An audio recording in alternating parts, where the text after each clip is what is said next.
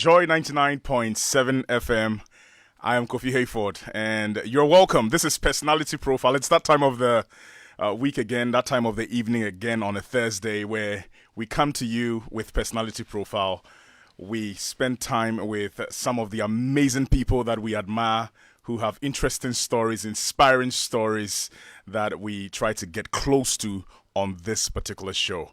And so you're welcome. From now till 8 p.m., you're going to be stuck with me and my guest. Now, his story is one that inspires a lot. A gentleman who set out from his homeland on a journey to finding success, on a journey to discovering what he's meant to be and what he was made for. You really know him as one of the youngest CEOs, trust me. Now, he was unperturbed by life's obstacles. He tried out different ventures until finally, time showed him what he was made out for. He's related to time. If I say that, maybe you're guessing exactly who this is. But, ladies and gentlemen, he's the CEO of CavemanWatches, but also starting off with Timepiece GH.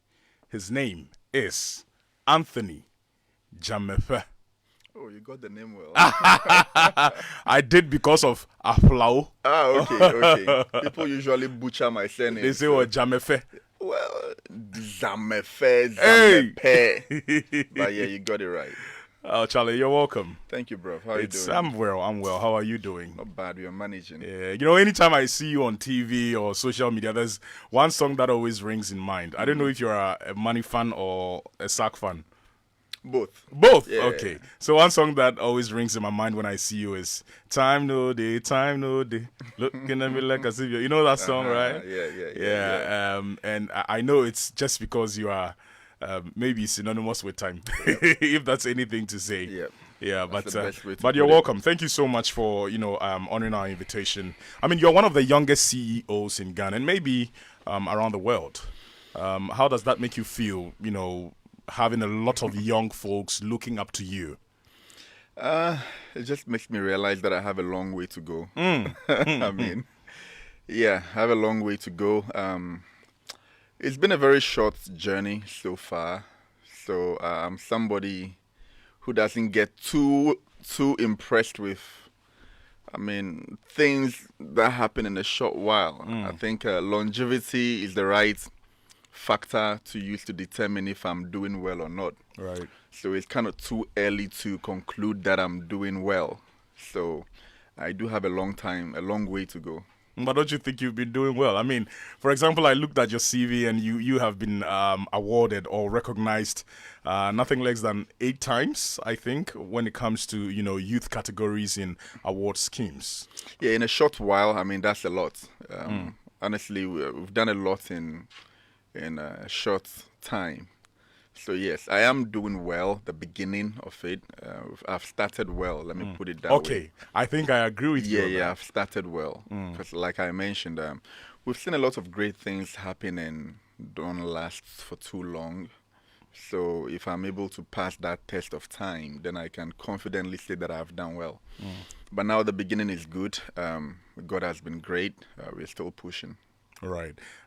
We really wish you the best. Having been nominated and being awarded, recognized close to a dozen times is such a great feat for a start. Yes, I think so. And so we wish you the very best. Thank you. But talking about longevity and talking about how it all started and how it's been starting for you, let's rewind. Let's go back to Ho.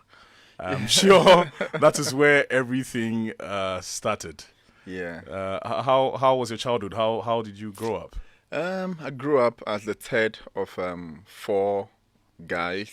Boys, all boys. All boys, yes. I was the third. And grew up in, whole housing, then moved to whole barracks. It was quite a weird home. Parents were quite strict. Weird home? When I say weird, is how do I put it? It's like growing up together with your brothers, but you're in the same house, but it's kind of like a quiet house, right?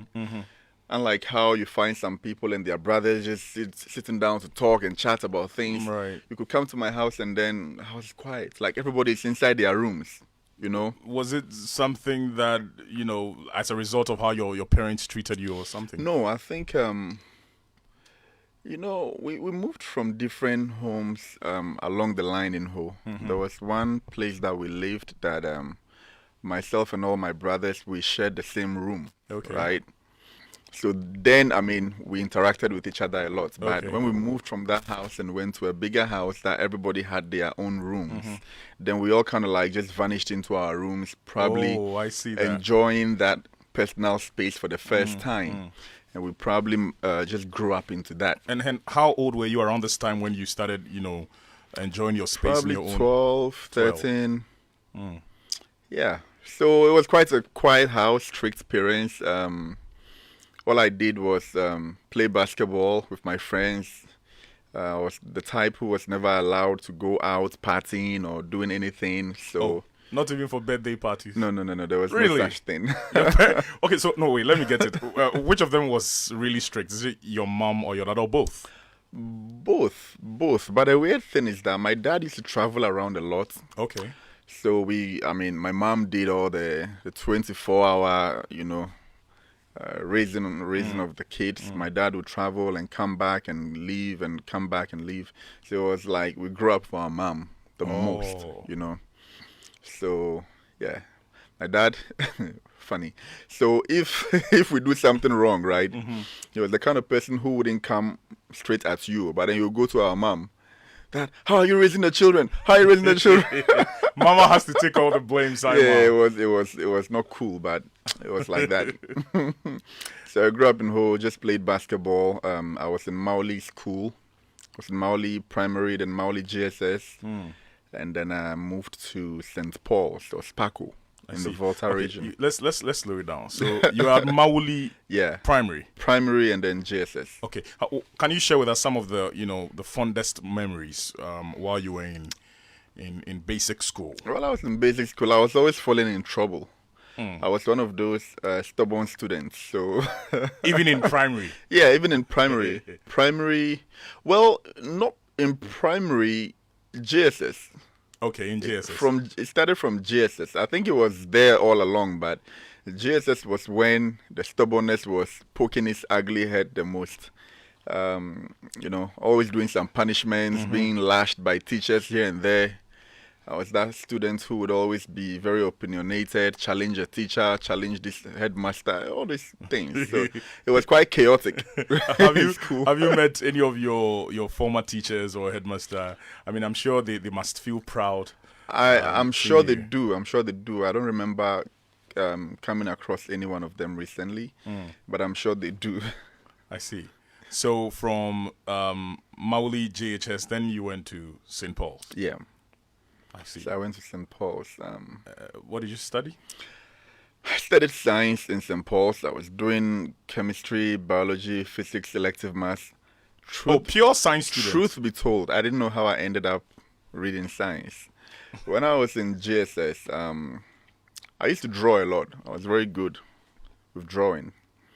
But some way, somehow, I think these teachers just managed to convince my parents that they thought I was a very smart student. And you see this problem that we have in Africa. We think smart people should do science. Science, right. We think the ones that are not smart are the ones who should do the other things, That's where we started shooting ourselves in the feet as Africans. Right. So somehow I found myself reading science in secondary school.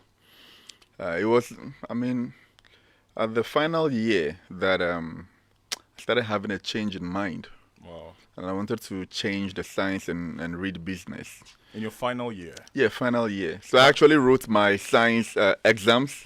So the thing about science for me was that I was doing well in physics, elective maths, biology especially, but then I always failed in chemistry. I never liked it. It wasn't practical enough for me. Teaching me about all these chemical equations and all these atoms and things that I haven't seen before. So using a lot of imagination to just study chemistry. But with physics, I could see whatever we were experimenting, and it was very intriguing. So I was very, very much in love with physics and mathematics and biology. But chemistry, I always failed terribly. Failed terribly. Yeah. So did you finally change the subject before you graduated from St. Paul's? Well, I wanted to, but they wouldn't allow me to change it because it was too late. So I had to write the science exams. And after that, take remedial classes. For business? For business, yes. Even that, they didn't want to allow me. They were saying that I can't use couple of months to capture the entire business course. Right, for 3 years. For 3 years, and just do it in a couple of months. But I was able to do it. I did not excel in the A's, but just average, managed to pass through. Yeah, and then I went to UPS. I am thinking and asking myself, why didn't you bully your way through? Because I hear you were such a hard guy. So maybe when your teacher said, okay, we're not going to allow you, then you could have said, no, I have to do what I have to. Share with us one of those, maybe a couple of them, those hard moments, because I am reliably informed that you were such a hard guy. When I was in St. Paul's, right, people would have thought that there was something wrong with me. So it was like I had this strong sense of freedom, if that's what I should call it. So let me give an example. So the headmaster comes to the assembly and then calls out 4 students that were going to be dismissed that very morning. So he's in such a rage, he's mad. These 4 students had done something, especially one of the crucial offenses in my school was if you're being found walking around the campus when it was time for lectures, right? It was such a huge offense. So I think it was probably one of the offenses that these guys committed. So they were coming to dismiss 4 students. So they bring them out in the assembly, and then, the headmaster sounds a very strict warning and then sacks these 4 students, right? The whole campus is like, quiet, everyone is scared. And then he issues a strict warning. If any student is ever found walking outside again during class period, you're going to be dismissed immediately. So there's this terror in the whole campus, and then we go for lectures. Let's say one teacher fails to show up, right? So we are just in the classroom, the teacher is not coming. And I feel like going to my dormitory to sleep. I take my bag, I walk out of the classroom, and all the students are like, is this guy okay? Is he possessed? Yeah, they just issued a very strict warning that if you are found outside the classroom, you will be sacked. I don't think I even think about it. I just take my bag and I walk out. While I'm walking out to the dormitory to sleep, I encounter some teachers on the way, right? And they'll probably also look at me like, nah, it can't be real. Maybe someone may have sent him. Like, they can't believe that somebody would actually be out right after this warning. Like, that was just me. I'll just walk confidently, pass by any teacher, go and sleep. But do you think maybe you took this straight from either your mom or your dad? Where did you gather that courage I have from, no idea where I got it from. I don't know if it was confidence, it was stupidity. I don't know what it was. But were you always like that, or it was only in senior high school? I had always been falling in trouble my whole life. Okay. From primary. Right. I was always doing something wrong with, getting in trouble with authorities. So that was just, in secondary school, it was bad. It was so bad that if they bring a list to the headmaster of people to be punished, and my name was not on the list, he returns the list. That they should go and cross-check the list before they bring it back. That's how bad it was. My goodness. Yeah, they had to go and check the list before they bring it back. And it was a Catholic school. Wow. So, and I would always dodge the chapel period. I never went for the chapel. So bad that the Catholic priest actually put a seat beside himself for me on the altar. So anytime I skipped chapel, like everybody could see my seat empty, right? So I was the only student who was not a mass server, but sat beside the priest, just so everybody could see when I was there or not. Wow. It was just chaotic. Wow. Yeah, Wow, not that's- very typical for a science student, in Right, quotes. right. Because they exude a certain posture. Yes, They yes. are I was like decent, they a are huge calm. polar difference. Wow, I mean, wow. But were you involved in any extracurriculum activities like, sports, entertainment? yeah. So I used to play basketball, and I used to dance, right? Oh, you're a So dancer. those days, entertainment. Uh-huh. Charlie would go on stage and do our thing. Was dancing and doing all these things. Still not like a science student, right? Uh-huh. Because they thought the science students were the sharks and the Yeah, quiet, the yeah, geeks and all yeah. that. But I was just the wild opposite. Wow, interesting. So, at what points did your dreams begin to shape up? Because at this time, you had completed school and you had done the remedials Yeah. and business. You did business. I mean, for the remedials. Yes, I did Yeah. business So, for remedials. at what point did your dreams begin to shape up properly? You realized that okay, this is probably what I am going to be doing. This path, chart this path, do this and do that and do that. At what point? It was when I was about completing uni. Okay, Like you said my you final went to year. UPSA. So I went to UPSA. Okay, so this is what happened. After secondary school, I went to UPSA where I did a diploma. After my diploma, I went to the north where I did my national service and taught in Bolgatanga. And then I came back to UPS to now do my degree. Okay, so you went to do your national service in Bolgatanga. Yeah. Which school exactly? It was called Aningazanga. Aningazanga Yeah. in Bolgatanga. Yes, I like the rhyme, eh? It was Aningazanga Aningazanga in in Bolgatanga. Bolgatanga. That's where I did my national service, and then I came back to further my degree. Okay, but with what UPS. exactly did you teach at? I was the school? teaching mathematics and ICT, and I think English. Okay, Yeah, okay. So then you came back to UPSA to do your degree yeah, for 2 years, I guess. for 3 years. For 3 years. Yes. Okay. So I finished my degree in 2015. But when I came back from the north, it was in 2012 when my dad passed. Oh, so sorry. My May dad you rest passed in in peace. 2012, and I decided to get a job. The reason was that even though I was still in school when my dad passed, I would look at my mom and I had so much pity. Like, how is she going to look after all four of us alone on her own? So at that point, I figured that if I can't help my mom, the least I could do was not take money from her. Right. You don't want to be a burden. I don't want to be a burden, So I just told myself that, you know what, I want to move to Accra, like get a place to rent, get a job, and like start my life. So that's how the migration happened. That's how the migration Just happened. one day off, and then you Yeah. were like, wow. But apart from that, a lot of other reasons had led to that point. But my dad's death was like that last straw for me. I'm like, nah, I have to move. What are some of those reasons? Well, so growing up, I would look at two elderly people, maybe 40 years, and then one successful and one not successful. I would always ask myself, okay, these guys had the same time.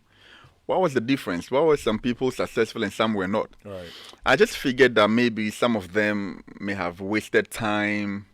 I don't know what the reasons were, but I kind of made a vow to myself that I was not going to be 30 years and broke. Wow. I want you to say that again. Yeah, I vowed to myself that I wasn't going to be 30 and broke.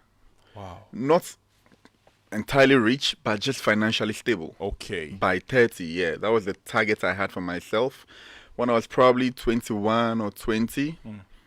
So I started thinking towards that. And there was one thing I saw about my dad that I did not like very much was that my dad happened to be quite a cheerful person when he had money. But when he didn't have money, it was like the home became some kind of prison, right? So you know that kind of house when your dad is coming, you hear the gate closed and everybody runs into their room. I know, right? That kind of heavy tension in the home, and the tension used to suffocate me, So when I even go to school and then we are on vacation, when I see people happily packing their bags and going home, like I did not want to go home. The tension at home was too much. Too much. My dad was not a person that I could talk to. He was like this wild man. When he's coming, you have to, get off his path. So I told myself that, well, if this man has money and then he's happy, he doesn't have money, he's like a monster, and then his children have to suffer that. Maybe the apple may not fall far from the tree, right? Right. So let me make sure that I don't do the same thing to my children. Oh. I wouldn't be broke and have to make my children suffer for it. Right. So all those things led to me having this dream to make sure that I was financially stable by 30. Another thing was like, funny reason, my dad happens to sweat a lot, right? I watch this man. If he picks one table from one corner of the room to the other corner of the room, he's drenched in sweat. Wow. You know, and I happen to be like that. Okay. If I go up the staircase, I'll be sweating mad. And it was just like that with us. I'm like, Charlie, the way I sweat a lot, I can't be poor. Like, you have to be rich. I have to be rich. I have to do air conditioning inside. If not, I'll go bread.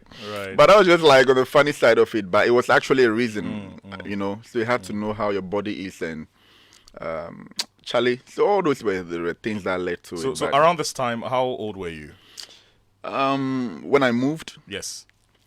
I moved to Accra when I was around 2012. Okay. I was probably 22. Okay. 21, 22. Sorry. Yeah, so it was quite very early in my life. Right, but what were your mom's? I mean, did she have any concerns when you were moving? You know, your dad is not around, and you have two elder brothers. Yeah. But you have decided to move from home, come to Accra, get a life. Yeah. How did she feel about it? I was surprised when I was telling her about it. She usually was a strict person who wouldn't have allowed it. All right. But I told her that I wanted to start my life early. That's how I put it. I don't want to waste time. I want to start my life early. So she was like, where am I going? Do I have a place in Accra? Who do I know in Accra? So we have these family friends in Accra, Mr. David. So I told my mom that I'll patch with Mr. David for some time. Then I'll find a place to rent. So thankfully, Mr. David allowed me to come stay with them. Oh, wow, nice. I stayed with Mr. David for some time while I was... I got a job to raise some money and then looking for a place to rent. When I got a place to rent, my mom helped me with the rent, and that room. It was a room that when you open both arms, you can touch both walls. Oh! Like literally. That's how I measured my carpets. Oh, right? okay. So I can literally touch both walls of the room. It was a small room. Very small room. It was in Medina. And it shared, the room shared a wall with the public washroom of the compound, right? You're joking. So when people come into the washroom, I could hear everything. The sound is in HD. I could hear it clear, you know. And it was so small. Like, I moved to Accra with this backpack that I had a bed in. If I can fit a bed, a mattress backpack. in a backpack, right? Wow. So it's more of like a blanket, sort of, a camping bed. You can roll it and put it in the backpack. Yeah. You know. So you put that on the floor and then when you wake up, you are at the door. Yeah. It was interesting. That's a very interesting beginning to life, if I should put it. Wow, that's really interesting. I just wanted a place to lay my head and get a job in Accra, so that's how it happened. Okay, so let's fast forward. You successfully landed in Accra. You went to pitch with Mr. David. Mr. David, yes. And you got a job. Yeah. What was your first job? I was working for a hotel in the marketing department. Okay. Yeah, I worked there for some time. I had a terrible moment there. This same behavior of mine, falling in trouble my whole life, followed me to this hotel. I was always in trouble in the hotel. Wow. I was always in trouble. Share with us some of those crazy moments at the hotel. Yeah, so the thing about me is that I think if a rule doesn't make sense to me, it was likely I was going to break it, right? So more like a rebel? More like that. For example, okay, so let's say that you come to work and you know you have a break time from 12 to 1, okay? Right. And then you want to just go across the road to use the ATM to take some money out. That's probably the money you use for transport home. Then there's a rule that even during break period, nobody should leave the premises. And I'm like, wait, it's break. I can do what I want to do in my break time, right? Right, of course. I can go home and come back. I can go home and come back. Provided it's not after 1. Yeah. So I would leave and go out when I come out like, hey, Anthony, they are looking for you. You are in trouble. Yeah. Oh, my God. Charlie. It was just happening. And funny thing, when I was working in the hotel, I was doing music at the time. I was in the studios rapping and doing all that, trying to, I was trying my hands at a lot of things. Funny thing was that, let's say I have a TV interview, okay? That time, John Germain would interview me on his show. I have a TV interview, but I have to be at work. So during my break time, I change my clothes, put my attire for my interview into my bag and rush for the interview. And the funny thing, it is a live interview, right? So I was at work just 30 minutes ago. Wow. And then after 30 minutes, I'm on live TV and my boss is watching the Is that not Anthony? Anthony was here 30 minutes ago. Is that not Anthony? And I'm on Metro TV somewhere. Wow. So, you come back and then you are in trouble and... Wait. So, hold on. Wait, so the music thing wasn't, because, for example, I said I was rapping back in SS. Yeah, we all tried it at a point, right? No, but I mean, for you to have made it onto a TV station, and have interviews, you were really serious with it? I was doing music. I had some songs with Gemini. Gemini was my very good friend. Gemini, the rapper? Whoa. Gemini, so you myself. were a rapper? You remember your first? I was doing a lot of dance hall music, which is not something you would imagine when you look at me. Yeah. But I was doing that. We just tried our hands at a lot of things, Wow. But yeah. Wow. So let me come back to the hotel.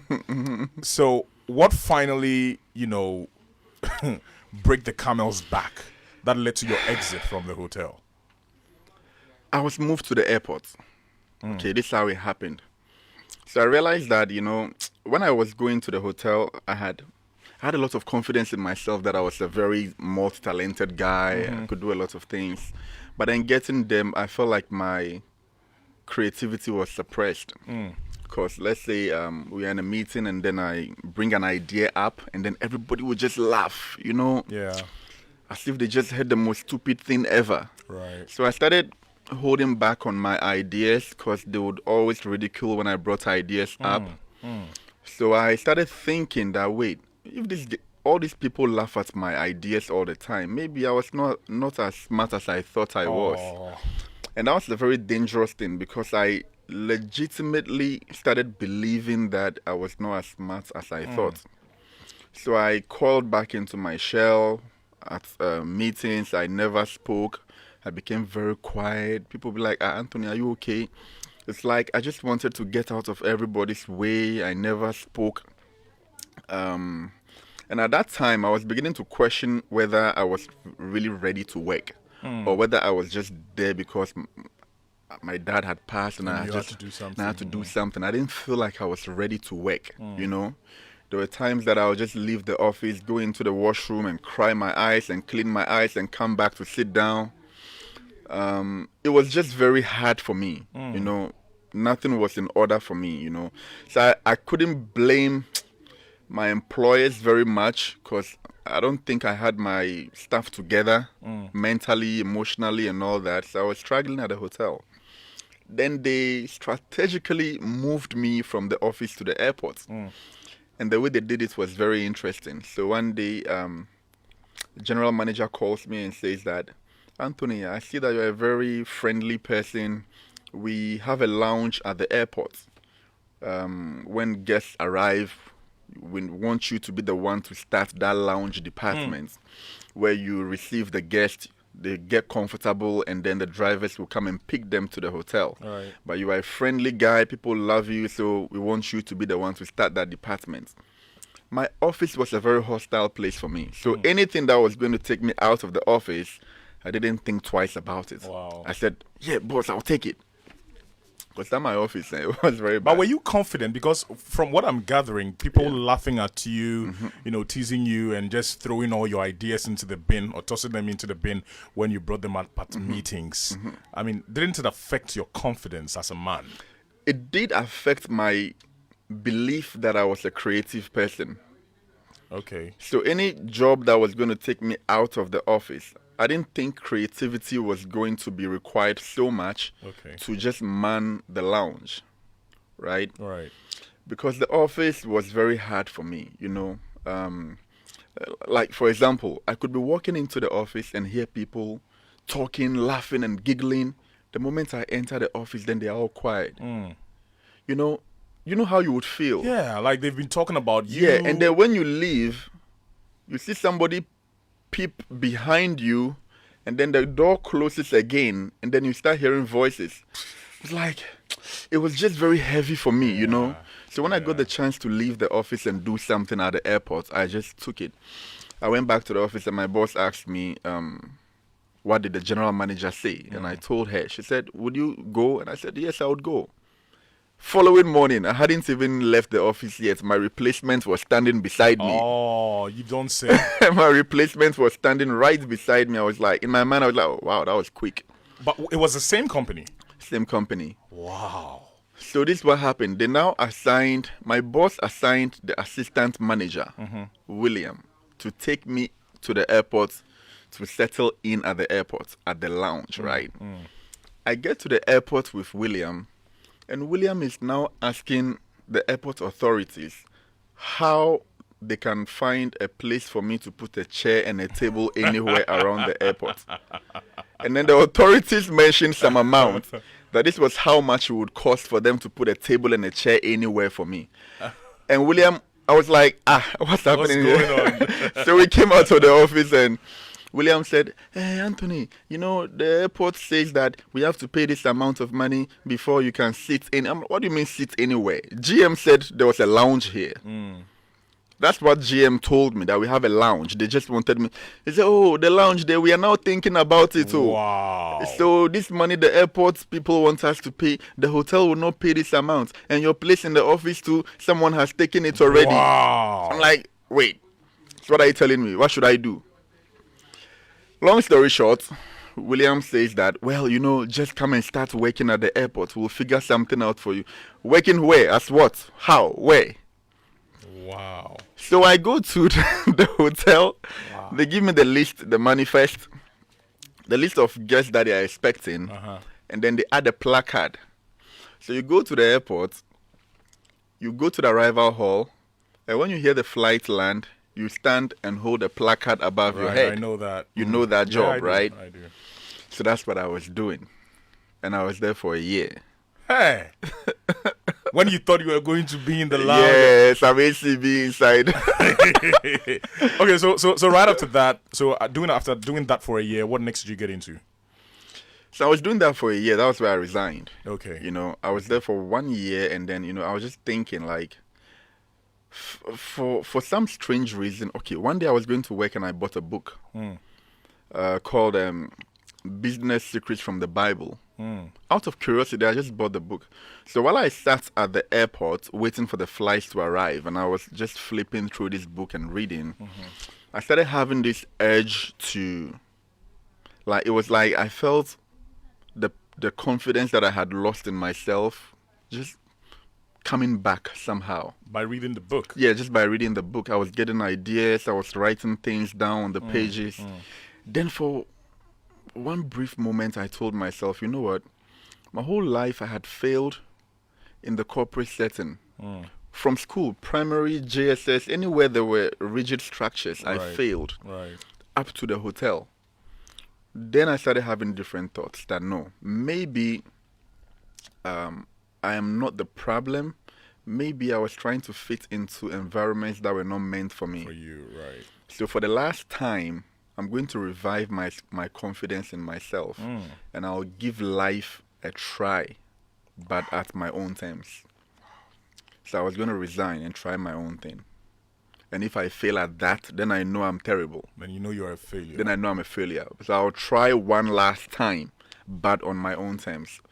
Like all out. If I fail, let me fail big. Then I'll give up. I see. So after that one, then you got into the watch business. Yeah. So after when I resigned, I didn't have a job. I was trying to sell things.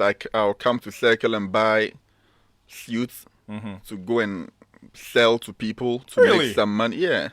Anthony Dzamefe selling suits bought from Circle. Yeah, so I go to Circle and buy suits. I'll sit in the trotro with my last money. So somebody tells me, oh, I heard you sell suits. I'm like, yeah. Then he said, I want one. How much is it? When they mentioned the amount, look, I don't even have the resources or time to go and measure the person. I tell him to send me a picture. So I look at him in the picture and I gauge his size with my eyes. This one is chest 42, waist 40. I gauge his size, right? With my last money, like 50 cities, 60 cities, I was going to buy suits and keep praying that I should fit this guy. If not, he will leave it and my money will be gone. I did that for some time, selling suits, buying. I tried to do business with some musicians. So these guys that I saw walking around playing guitar and singing, I called them like, hey, let's do some business. This is what I was going to do. I go on Facebook and find people's birthdays. When I see your birthday coming, I go into your page and I find your friends. And I contact your friends and tell them that I have a business, I have a birthday gift idea, which was that we're going to use your name or whatever name that your friends knew for your nickname. I'll give it to my boys. They compose some music. And then we'll just give you like a mop treatment. When you are at work, we'll pop up on you with the guitar and cameras and surprise you. Amazing. Then I was doing this for these guys, right? But it didn't last very, very much. Because they were that's not what they wanted to do. They wanted to do music where they would be like famous and superstars. Kind of. But I wanted to do business with them. Right. So it didn't really last long. I sold suits, didn't last long. One day I walked into a shop to buy a wristwatch for the first time in my life. And then I couldn't afford the watch. I had 50 cedis on me. The watch was 150 cedis at the time in 2015. I want you to pause on this. So now we're getting into how you got into wristwatches. All right, cool. Ladies and gentlemen, we are listening to a very, very interesting story of a gentleman that we hold in high esteem, Anthony Dzamefe. He's CEO of CavemanWatches and also the founder of Timepiece GH. I mean, for the past 40 minutes or so, we have been hearing his story, how it all started for him. There is a message on my WhatsApp console. I mean, you can send yours in as well, 055-1111-997. This one is from Arnold, and he says he's called Particles. He sings, he raps as well. Very good guy. We are proud of him from all Mauli GSS and Sparkle Boy. Yeah. You know Particles? No, he's saying I was called Particles. I mean, you know Arnold? I know Arnold. Or Sparkle Boy. Mauli. Jesus. Yeah, I know Arnold. Oh, yeah, he was a classmate in Mauli. Oh, I see. Let's see the next message. This one says, Kofi, I am happy you have Tony in the studios. Everything he said about his life, school life, is true. I don't know. I don't know how come we both found ourselves in both Sparkle and the UPS. Okay, so Sparkle is actually St. Paul's, I guess. St. Paul's, yes. Okay. Tony, I don't envy you at all. I've watched your determination and struggles all over the years. Conqueror Tony. Yeah. All conquerors are proud of you. We wish you well. That's from you. Antioch. Thank you. Okay, so we're going to go for a very short commercial break. But before that, let me ask you. I mean, I always want to find out this. So you used to rap. Yeah. But who was your favorite artist? You mean in Ghana or globally? It could be anywhere. Okay, let's do Ghana first. No, I don't have a favorite in Ghana. I like a lot even back then? I mean, I'm saying back then. Yeah, what I was doing was not like typically rap. It was more of what Shaggy was doing. Okay. So it was not rap particularly, yeah. But what kind of music did you used to listen to? Not what you did, but what you used to listen to. Back then, I listened to dancehall music a lot. Okay. Yeah. Okay. And do you have a favorite dancehall song? Of all times, now I have a lot of favorite dancehall songs. I listen to Stonebwoy a lot. Back then? Back then, I listened to Shaggy. Okay. I listened to Vibes Cartel. Did you have favorites from them? For example, Shaggy. Yeah. You did? Church Heathen. Church Heathen. Yeah. We'll try to play that song. Yeah, I love Church Heathen. I think I have an idea how it starts. Yeah. Okay, and then from Vibes Cartel? Almost all his songs. Almost all his songs. Yeah. But, when I was in secondary school, I used to speak Patois a lot. Oh. Yeah, so people would always bring these Patois dictionaries and things to me. Yeah, but okay, fine. So let's get into the watch business. How did it all start? Where? When? I mean, you've told us up to... Okay, so now I think I know when. I mean, where?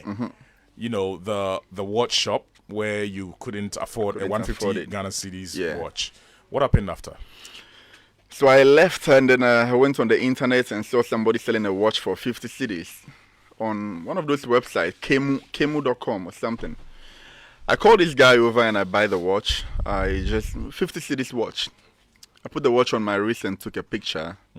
I posted a picture on my WhatsApp DP. That time there was no status. I put it on my DP and then somebody saw it and showed interest. Like, oh, nice watch. Are you selling it? And I said, yeah. Then the guy came and bought the watch. I made some profit. And that was just like the light bulb moment for me. I was like, wait, I think I can actually make business out of this. You know, I felt like I had just found something. Then I started doing my research to see if the people who were selling watches and all that. But so that was it. So I called a supplier to come back, and I bought 2 of the watches with the profit and everything that I had made. Then I sold the 2, and I bought 3. I sold 3, and I bought 4. That's how I started selling watches. So it means you were making good money. It was good enough, better than what I was earning at the hotel. I was earning 500 cedis in the hotel. Really? And that, I mean, before the month ends, you had even borrowed money from other people to survive. So I had no savings, negative balance every month, right? So making some profit from this watch was like, wait, I think I should make a business out of this. So I started selling watches. I sold watches for about 3 years. People's offices, car parks, in traffic. I was hawking watches and making money out of that. That's how I was surviving. But then I realized that there was an opportunity there. I call it... I realized that all the other people who were selling watches were selling other things. People were selling watches and shoes and bags and perfume. Belts, right? But there was nobody who was doing just watches. So I call it finding a gap in the market and building the market in the gap. Okay. Finding a gap in the market. And build a market in the gap. Right. So there was nobody doing just that. And I decided to do just that. So I would go and sell a watch to somebody if they asked for perfumes. Even though I was desperate for the money, I knew where to get the perfume and sell. I refused to sell it. I'll give the number of somebody who sells perfumes. So I stuck to just watches so that I can build that industry of the time-telling industry. Ghana didn't have it. Everybody was selling watches and other things. There was no horology industry in Ghana. So this is what I stuck to do. Apart from just watches, I would sell hourglasses, wall clocks, Da Vinci clocks, sundials, compasses, anything that had to do with time telling. Right. So I wanted to become known in Ghana as the guy who deals in watches and nothing else. Wow. So I did that for some time. Then I realized that I like to add value and keep growing. I don't like to be stagnant at one place for long. So selling watches didn't become enough. I realized that other people had faulty watches. They didn't want to buy a new watch. They just want to fix their watches. So I approached the repairers at the roadside to learn watch repairs, so I can start repairing watches too. I did that for some time. Then I realized there was another segment of people who had good watches but faulty leather straps. Right. So I went to Kantamanto, apprenticed for one shoemaker to learn leather craft, so I can learn how to make leather straps. So it was a bit of everything coming together. I can fix watches, I can make watch leather straps. I was selling watches for quite some years, and I knew watches inside out. So everything about the watch industry was coming to me. I was getting enough knowledge and experience in that field.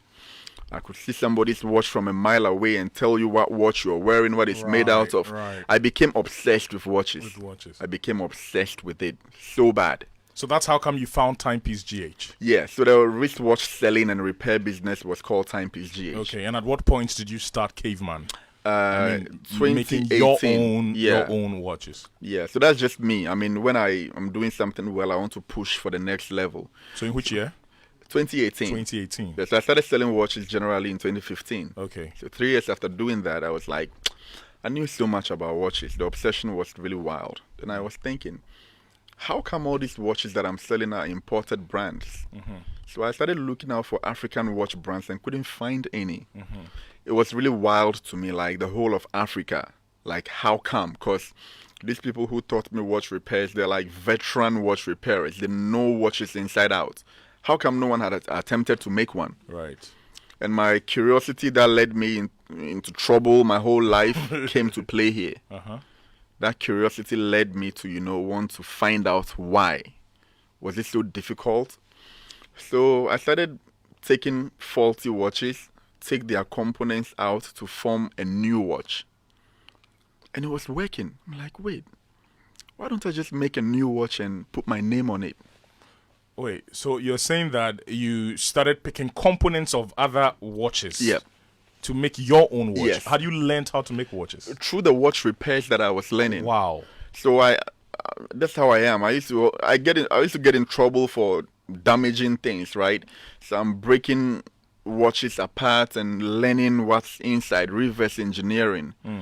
So I could finally take useless watch components and form one good movement. So that's when, at that stage, I said, you know what? Just like how I bought one watch and sold it and bought two and sold and bought three, let me just make one watch with my name on it. So you did it? Yeah, so that's where the caveman idea came from. Where is that watch? Sold. You sold it? Okay. Yes. Wow. That's where the caveman idea came from.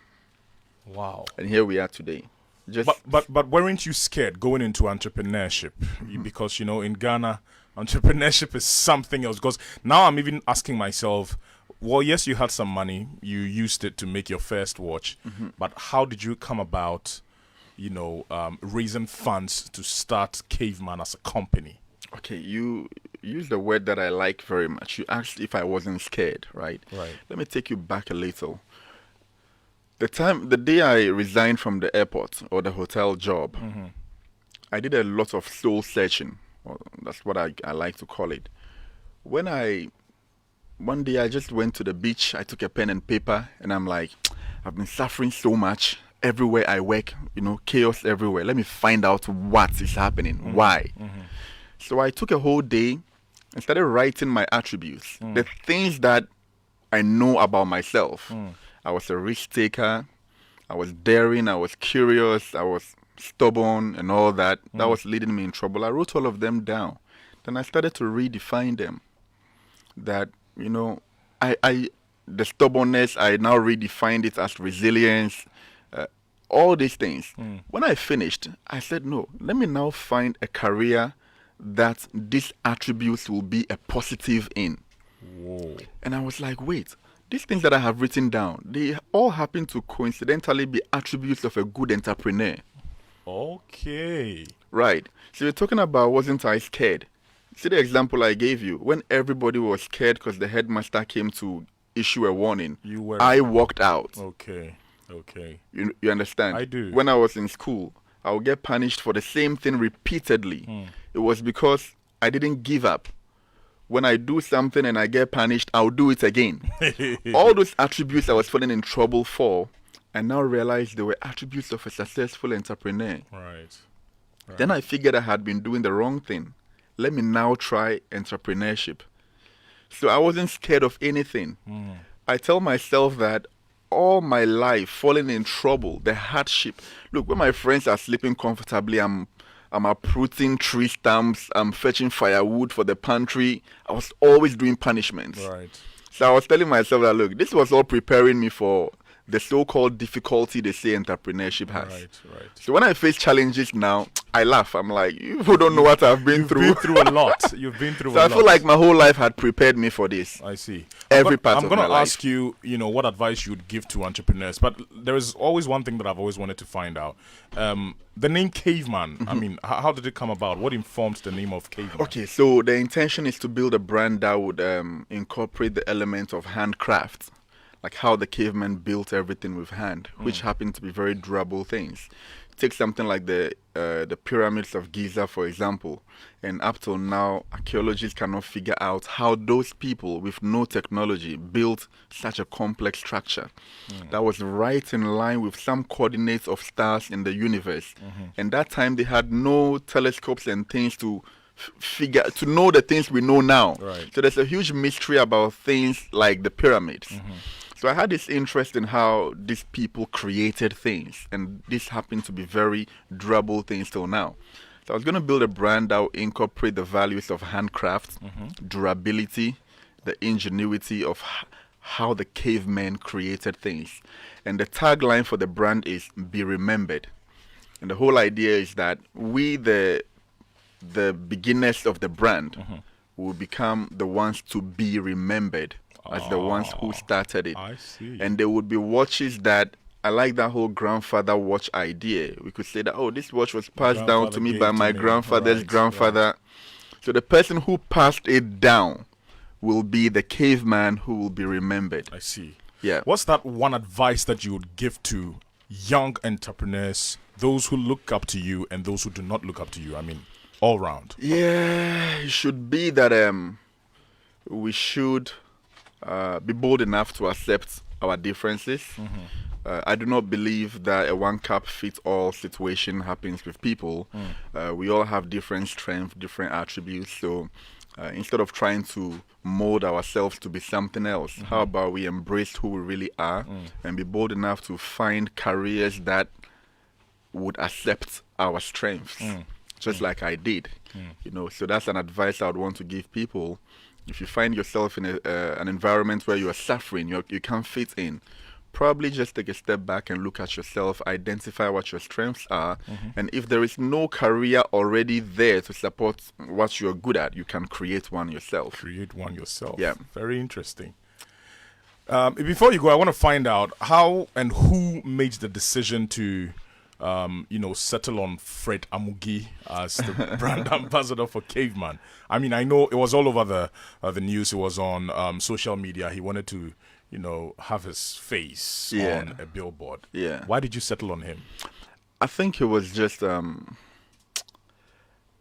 his call out to the public was a very genuine one. And coupled with that, he's a personality that has done great in the movie industry. He's a legend in that field. And we had a model of our watch called a Heritage Watch. And I thought, oh, Heritage. I mean, this falls right in line with Amugi's legacy. So why not just work with him? So somebody called my attention to that lady called Na Ajele Sugar. I think that's her name on Facebook. So she tagged me in the video. Fred Amugi's video calling out to be used as an ambassador. And I just watched the video and I said, let's do it. So that's just how it started, and then he came to the office. We had discussions, and I know you are a blessing, and you will continue to be a blessing unto people. And I say that because of your book. Okay. If you could take a few seconds to tell us about the inside job. The inside job, right? So, me studying business in school. Maybe you can show it to that camera and talk about it. Me studying business in school, and then starting business and realizing that there's quite some difference. What you learn in school is quite different from what happens on the grounds, And I happen to be blessed to have suffered every aspect of business very well. I didn't just pop out of somewhere with a lot of money. I started from ground up. So I have experienced all the difficulties in business. I have learned all the lessons, and I realized that some of the work or the most difficult parts are even more mental than people think. So this book had put together some of the experiences and things that people may not see coming before they become entrepreneurs. Right. So it's a book that would help especially new entrepreneurs, to be aware of what happens on the inside. Right. Yes. And it's called The Inside Job. The Inside Job. I guess it's on sale. It's on sale for 80 cities. You can find it on my website, anthonydzamefe.com. Soft copy, hard copy can be purchased through the website. I see. I know you're not married, or you are? I'm not married. I'm married to my job. Married to your job? Yeah. Okay. All right.